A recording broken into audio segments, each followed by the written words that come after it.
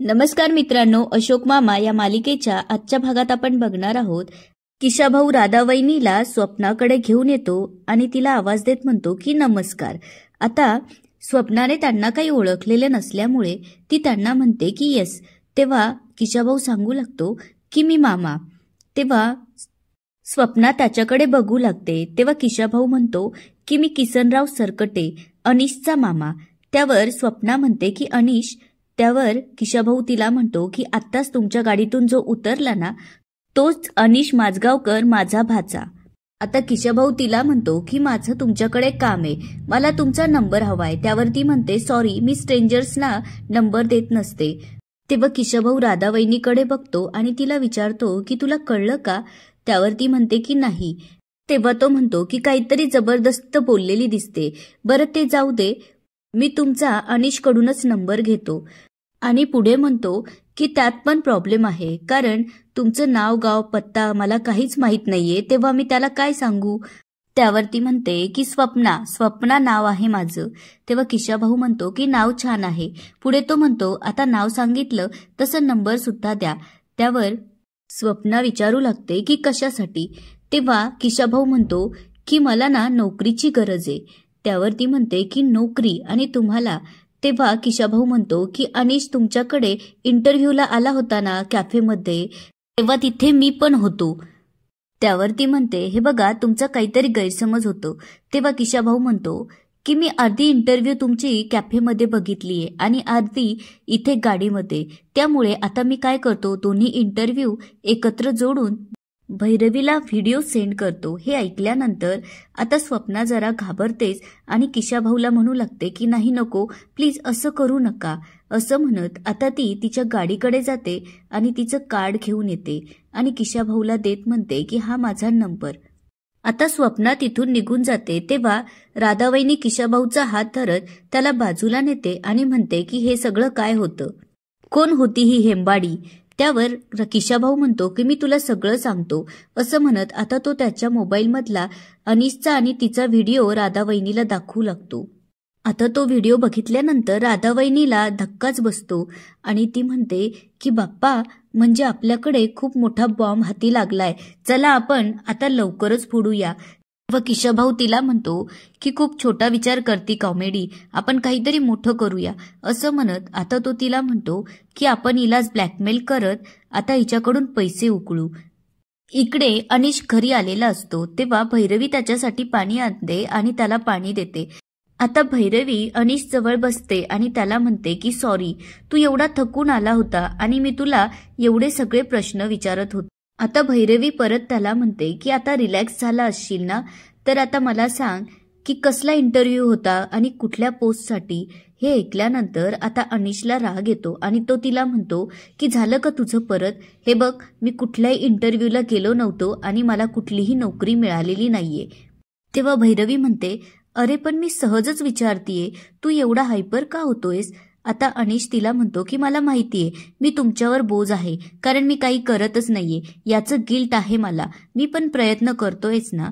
तेव्हा भैरवी म्हणते की आम्हाला, म्हणजेच मला आणि बाबांना असं वाटतं की तू पूर्वीसारखा व्हावास, पूर्वीसारखाच तू जॉब करावं, म्हणजे तुझं मन त्याच्यात गुंतेल.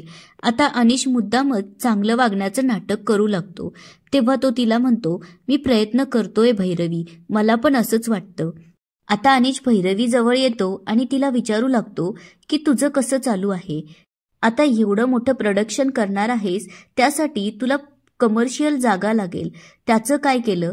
तेव्हा भैरवी सांगू लागते की एक जागा आहे, ती भाड्याने घेणार आहोत आणि 3-4 बायका कामावर ठेवण्याचा विचार आहे. तेव्हा अनिश विचार करू लागतो की ही गोष्ट लवकरच स्वप्नाला कळवायला हवी. तेव्हा भैरवी त्याला विचारू लागते की कसला विचार करतोयस? त्यावर तो म्हणतो की तुझाच विचार करत होतो. आता अनिश भैरवीला म्हणतो की हे बघ भैरवी, तुला कसलीही मदत हवी असली तरी मला सांग. तसं पण सध्या माझ्याकडे जॉब नाही, त्यामुळे मी रिकामाच आहे आणि आपलं ठरलं आहे, we are a team and we always be a team. त्यावर भैरवी म्हणते अनिश, तू हे बोलला ना, हेच खूप आहे माझ्यासाठी. तेव्हा अनिश तिला म्हणतो की भैरवी, मी तुझ्या कायम पाठीशी आहे. आता इकडे इरा ईशान अशोक मामांकडे येतात आणि म्हणतात की आजोबा, आम्हाला संस्कार वर्गामध्ये वेळेवर सोडाल ना? त्यावर अशोक मामा म्हणतात, अरे वा, म्हणजे उलट शिकवणारा वर्ग तुम्हाला खूपच आवडलेला दिसतो तर. तेव्हा ते दोघं सांगू लागतात की आज आम्हाला खूप मजा आली. आमचं तर टिफिन पण नव्हता, तरी सुद्धा निविताईंनी आम्हाला सांगितलं की तुम्ही एकमेकांचा टिफिन शेअर करा, कारण शेअरिंग इज केअरिंग. तेव्हा अशोक मामा विचार करू लागतात की हा नक्की संस्कार वर्ग आहे की असंस्कार वर्ग आहे, कारण या बाई जर मुलांना असं उलट शिकवत राहिल्या तर मुलांचं नक्कीच वळण बिघडेल. बघावं लागेल या बाई तरी नक्की कोण आहे. आता इकडे राधावहिनी आणि किशाभाऊ स्वप्नाला कॉल करून तिला भेटायला जातात. तेव्हा ते तिला ब्लॅकमेल करत म्हणतात की हे बघ, तुझा आणि अनिशचा व्हिडिओ आमच्याकडे आहे, तो जर आम्ही भैरवीला दाखवला तर काय होईल याचा विचार तूच कर आता. त्यावर स्वप्ना आता घाबरते. तेव्हा स्वप्ना त्यांना विचारू लागते की तुम्हाला नक्की काय हवंय, तुम्हाला पैसे हवेत का? हे ऐकल्यानंतर आता राधावहिनी किशाभाऊला बाजूला नेते आणि म्हणते की आपण एक काम करूया, हिच्याकडून 10,000 रुपये काढूया. त्यावर किशाभाऊ म्हणतो की नको, तिची गाडी बघितलीस का कशी आहे? मालदार पार्टी दिसून राहिली, त्यामुळे आपण 10,000 नाही तर 20,000 मागायचे. तेव्हा राधावहिनी म्हणते, तुमचं तोंड कधीही वाचलेलंच असतं, आपण एक काम करूया, मधला मार्ग काढूया, आपण 15,000 घेऊ. असं म्हणत आता ते दोघं तिच्याजवळ येतात आणि तिला सांगू लागतात, हे बाबाई, तुला जर वाटत असेल की ही गोष्ट भैरवीला कळू नये तर तू आम्हाला 15,000 रुपये द्यायचे. हे ऐकल्यानंतर आता स्वप्ना हसू लागते. तेव्हा राधावहिनी आणि किशाभाऊ एकमेकांकडे बघू लागतात. तेव्हा स्वप्ना त्यांना म्हणते की एवढ्याशा पैशांसाठी एवढं सगळं चालू होतं तर फक्त 15,000, हे बघा मी तुम्हाला 25,000 देते. आता एवढी मोठी रक्कम ऐकून राधावहिनी आणि किशाभाऊला धक्काच बसलेला असतो. तेव्हा स्वप्ना त्यांना म्हणते, पण एका अटीवर, तुम्ही अनिशला माझ्या प्रेमात पाडण्यासाठी मदत करायची आणि भैरवीला तिचा बिझनेस उभा राहू नये यासाठी प्रयत्न करायचे. तेव्हा किशाभाऊ आणि राधावहिनी चक्कर आल्यासारखे करतात आणि खाली बसतात. त्यामुळे आता स्वप्ना त्यांच्याजवळ जाऊन त्यांना विचारू लागते की तुम्ही ठीक आहात ना? तेव्हा राधावहिनी म्हणते की आम्ही ठीक आहोत, आम्हाला काहीच झालेलं नाहीये. 25,000 तर मी माझा नवरा सुद्धा विकायला तयार आहे. तेव्हा किशाभाऊ म्हणतो, मी सुद्धा माझ्या बायकोला विकायला तयार आहे. तेव्हा राधावहिनी हसू लागते आणि म्हणते की आम्ही आमच्या संसाराला सुद्धा काडी लावायला तयार आहोत. असं म्हणत दोघंही हसू लागतात. तेव्हा स्वप्ना म्हणते, ठीक आहे मग डन. असं म्हणत आता दोघंही स्वप्नाची हात मिळवणी करतात. आता इकडे भैरवी तिचं काम करत असते. तेव्हा राधावहिनी तिच्यासाठी कॉफी घेऊन येते आणि तिला म्हणते, सुनबाई, मी आणि यांनी ठरवलंय की तुझ्या कामामध्ये मदत करायची. त्यासाठी आम्ही दोघं पण दारोदारी जाऊन तुझ्या कामाचा प्रचार करू. तितक्यात आता अनिश बाहेर जायला निघतो. तेव्हा भैरवी त्याला विचारते की अनिश, कुठे बाहेर निघालास का? तेव्हा अनिश म्हणतो की हो, इंटरव्ह्यूसाठी जातोय. तेव्हा भैरवी अनिशच्या जवळ जाते आणि त्याला म्हणते की आज मी दिवसभर घरीच आहे, त्यामुळे तू जर लवकर आला तर आपण संध्याकाळी फिरायला जाऊया. त्यावर अनिश तिला म्हणतो की ठीक आहे, तू आवरून ठेव, आपण जाऊ. हे जेव्हा राधावहिनी ऐकते तेव्हा ती मनात विचार करू लागते, मी बघतेच की तुम्ही कसे फिरायला जाता ते. आता इकडे अशोक मामा मुलांना सोडायला येतात. तेव्हा रिसेप्शनिस्टकडे जाऊन म्हणतात की त्या मॅडम कुठे, मला त्यांना भेटायचं आहे. त्यावर तो म्हणतो की कशासाठी?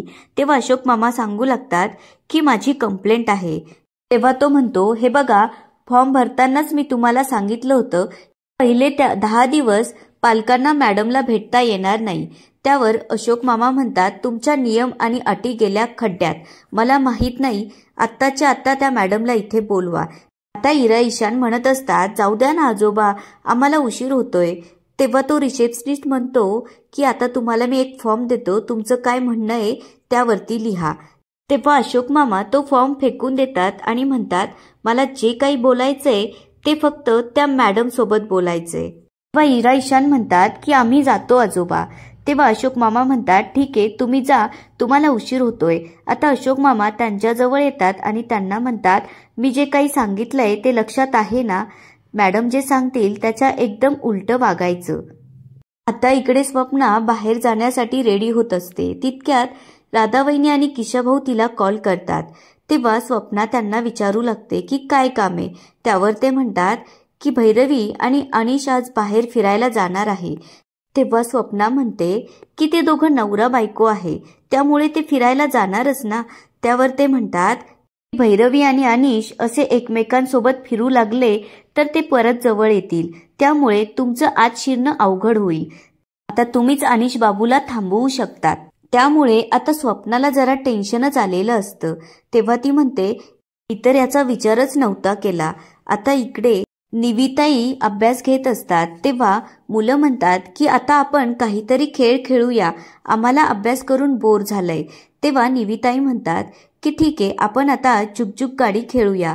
तेव्हा इरा आणि ईशान म्हणतात की आपण आता उलटं करायचं. आठवतंय ना की आजोबा काय म्हणाले होते. आता निविताई सगळ्यांना एकमेकांच्या खांद्यावरती हात ठेवायला सांगतात. आता सगळेच मुलं एकमेकांच्या खांद्यावर हात ठेवतात. तेव्हा इरा आणि ईशान उलटे उभे राहतात आणि ईशान इराच्या खांद्यावर हात ठेवतो. तेव्हा त्यांच्यातलीच एक मुलगी म्हणते की निविताई हे बघा कसे उलटे उभे राहिले. तेव्हा निविताई म्हणतात की ती बरोबर बोलतीये. त्यावर इरा ईशान म्हणतात की आम्हाला असंच आवडतं, त्यामुळे आम्ही असेच उभे राहणार आहोत. त्यावर निविताई म्हणतात की ठीक आहे, तुम्हाला जसं वाटेल तसं. आता सगळेजण चुकचुक गाडी खेळू लागतात. तेव्हा इरा आणि ईशानचा धक्का लागून कुणाल खाली पडतो. त्यामुळे आता निविताई त्याच्याजवळ जातात आणि विचारू लागतात की बाळा तुला जास्त लागलं तर नाही ना. त्यावर तो म्हणतो की या इरा आणि ईशाननेच मला खाली पाडलंय. त्यावर इरा आणि ईशान चिडतात. तेव्हा निविताई त्यांना समजावून सांगतात. आता त्या म्हणतात की आता जेवणाची वेळ झालीये, त्यामुळे आता सगळेजण खाऊ खायला बसा. तेव्हा सगळेजण टिफिन काढतात. आता निविताई सगळ्यांना हात जोडून वदनी कवळ म्हणायला सांगतात. तेव्हा इरा ईशान मात्र शुभं करोती म्हणू लागतात. आता हे ऐकल्यानंतर निविताई जरा आश्चर्यानेच त्यांना म्हणू लागतात तुम्ही हे काय बोलताय. तेव्हा इरा ईशान म्हणतात की आमचा हाच श्लोक पाठ आहे, त्यामुळे आम्ही हेच म्हणणार आहोत, कारण आमच्या आजोबांनी असंच सांगितलेलं आहे.